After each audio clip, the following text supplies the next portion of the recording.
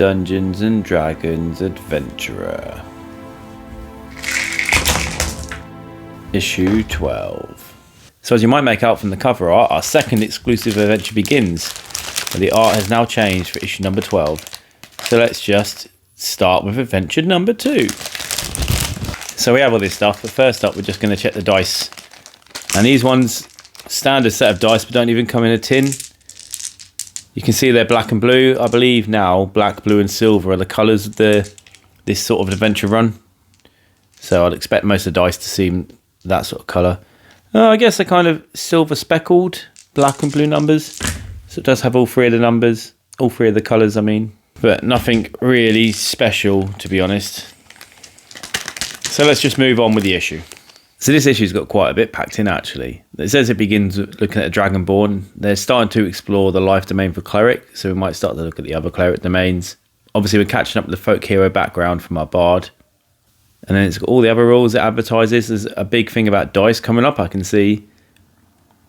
And as it tells me in this issue, it's the first of the spell booklets. I've also noticed all the issues have started advertising the adventure binders at the bottom now. Although hopefully I'll get enough adventure binders with the run I don't have to purchase any more. Which we'll see about that, but I know I definitely won't have to purchase any dice for the run, as we now go to talk about the dice. A guide to D&D dice. So you've now got your 25th set of dice. How do they work? That's what I should say. Some dice are thrown more than others. It's essential to know what they are. And you have your set of 7 polyhedral dice. That should say sets, so that's definitely an error. That's going down on the list. Humorous. Start talking about dice. I mentioned about percentile dice, and luckily we've got some examples today. Normal dice, percentile dice. Oh look, I rolled 42. Moving on from the percentile, and then we get to all the rest of the dice to make up the 7. And this might look a bit new to you, but it might not if you remember when it had this back in the trial issue. So we get a nice brief explanation of all the dice here, letting us know the D20 is the most used dice, which we already knew before in the magazine, and also that the D12 is the least used, which I knew, but if you didn't have the trial issue you wouldn't know. Up until now anyway. Although it's interesting to note, obviously they included it in trial issue 1, so they explained all about the dice. But yet they've waited till issue 12 to go through all the dice now. So possibly I don't know how useful that would have been for the new people who need to know about the dice. Although I guess here it's more of an explanation about the various things you use them for, rather than going, here's a dice, here's how to use it. Although it does include the one key point, do not stand on a D4 with your feet. Then we move on to creating an immersive environment, which is stuff in the real world to help your players. So using sounds and noises, which is a sound and I guess touch and feel and sight. And smell's one of the strongest, but you don't want them to smell rotting flesh. So just be careful of that one. It mentions you can use miniatures, which is good, but also you can use battle maps and music, neither of which they've supplied with the magazine. Yet anyway. But it's right, they would be good. Although I could just use piles of dice to create a map for players to walk through at this rate. Over the page it talks about music and sound effects. It actually gives us a couple of places we can get them. From the official D&D partner and then from the BBC as well. And lighting, so make sure you get the right lighting for the game. Good thing we've still got those glow-in-the-dark dice for playing in no light. And you know, it does say here, immersive extras, including miniatures of your characters, battle maps and inspiration tokens. It says including, hopefully that's not the only in-game items you get. Enough about that though, time to talk about grappling and shoving.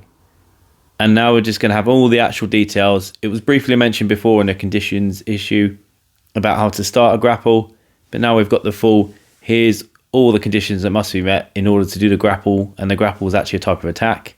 It turns out it's more of a contested grapple roll rather than just you rolling and trying to beat a dice, so they'll get to do their check too. Grapples force creatures come speed to 0. Tactical advantages are you can drag them and carry them. Lets us know how to end the grapple, and also we've also got shoving, which is an alternative to grappling. Basically just push someone on the floor, mainly to make them prone because you get advantage against prone characters on the floor. And I'm sure shoving was mentioned back when we talked about the fighter and their bonus action. Use it to shove a creature for your attack. On to character creation, and we're going to talk about age. And I don't think I've ever been part of or seen many, if any, campaigns where age has actually mattered to the point where characters have had to retire. They've gone on that long. But all because I haven't seen them doesn't really mean it haven't happened. There's probably loads of them I'm just not aware of.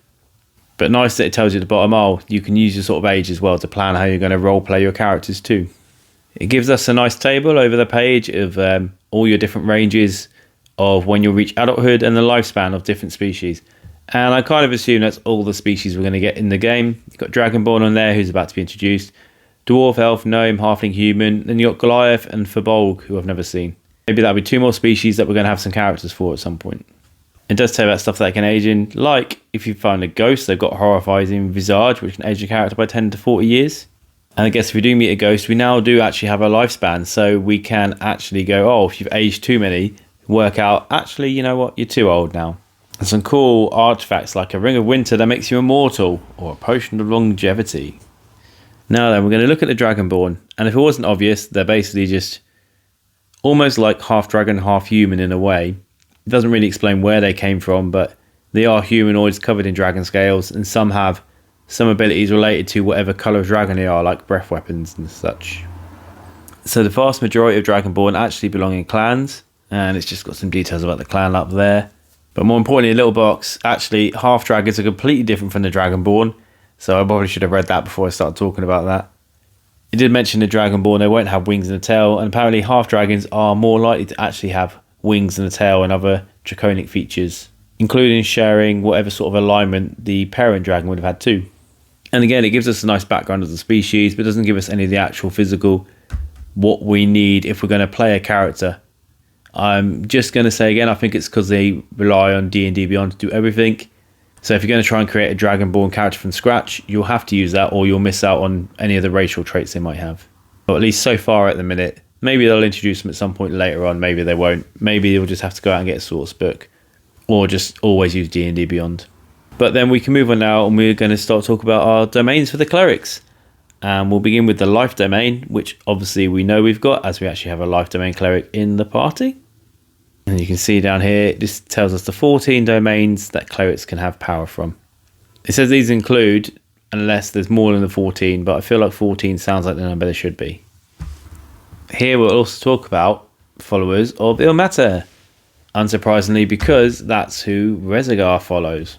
So it's got a bit of lore text about it. It's also got a nice bit of interesting stuff there talking about domains and deities. So actually almost any non-evil deity can claim influence over the life domain. So the deities and the domains aren't directly linked. Domains can have quite a choice of deities, and the deities can choose from quite a few domains to be part of, in effect. And just role-playing a cleric down here as well. So most of the time, trying to stick to like a cleric's ideals and beliefs can actually give you most of the role-playing opportunities, especially if your character struggles to follow along. And also they could choose to go against it, which gives you an even more opportunity, because possibly a deity might forsake you, and then, you know, he breaks your connection, so there could be a whole redemption arc for your character, something to feed into the game, which is probably kind of the bad sort of press. Maybe we should go for the good sort of press about a character and talk about the folk heroes. Champions of the oppressed, scourge of the tyrants. Most folk heroes will have some sort of defining moment. Well, they'll be a champion for the people, or they'll have stepped up for some reason. Robin Hood is one of the more classic options for a folk hero. But no matter whatever happens, some sort of destiny set them on the path to become a hero and lead to adventure. So for role-playing a folk hero, you've got to know that you're a person who knows an honest day's work. Or if you see that as a positive trait, or the flip side where you distrust anyone who uses money. And think about whatever community you've left behind. Anyway, we go to the benefits, and like most other stuff, it does give us a few of the benefits. So you'll have survival and animal handling skills, plus proficiency in tools and land vehicle. And then the rustic hospitality, which is one of these features that doesn't feature in the actual features section of your character sheet, but it talks about what the feature is. It doesn't talk about your starting items that you get with, though, which caused me some confusion before. Again, it's because they just want you to use D&D Beyond for everything, so on there it will have everything, so you don't need to worry. Which unfortunately means I can't create a character just from using this. I guess at least it's got enough pre-gen to go with. Less about the characters though, more about the monsters. As you can see, we're talking about ghouls, keeping with the undead theme that we've had for quite a few of the past issues. Also, I'm pretty sure the adventure had an undead sounding name, I forgot to read it out. So looking at the ghouls, it looks like, from legend, the first ghoul was an elf who worshipped an abyssal demon and was turned into a ghoul, who then turned others. They got the power to paralyse, which is something I've associated with ghouls, but unlike the similar to zombies, except they're not rotten and decaying, and they're quite fast, and they'll hunt in packs. So actually ghouls sound something you might see in, say, like a Day of the Dead zombie film, where they're like run around all the time rather than just lurch helplessly towards you. And then some other variety of ghouls. You've got ghasts, who are basically more powerful, poisonous ghouls, and can usually lead a pack of ghouls. There's also these Morezi, terrifying demons that can consume corpses of humanoids, and they can do stuff to ghouls as well. Well, I guess they are a variety of ghoul according to this, so they're just a powerful variety. But they also have ghoul allies, so they can transform people to ghouls with their drain bite, and they've also got the raise ghoul feature to bring back a ghoul or a ghast within 30 feet of it. And this has also got mentioned the recharge thing, which I'd seen once before, but now it mentions more. Well, I'd just seen the description saying recharge, but now it says recharge and a roll of 5 to 6 after it's first used. So I imagine there'll probably be recharge explained better in a further issue, but at least now I have a bit of an idea of what it is. And now though, time for Adventure 2! Encounter 1. Or is it Encounter 12? I'm not sure, but this is start second adventure. It follows on directly from the first, but there's 7 adventures that form a loosely connected story arc. And as you can see, roaming dead, I did say about that. More importantly, this is for the DM, so if you're a character who's planning to play it, use the chapters to skip ahead. Anyway, this encounter, we're following a fashion designer from Phandalin to Neverwinter, so we're still starting in Phandalin for our quest. We're going to go down the high road and find some ghouls. We're going to save the halflings. So to begin the adventure, we're going to go back to Lenine Greywind, master of the Phandalin trading post. Her cousin is offering us to go with some wagons, and if you accept,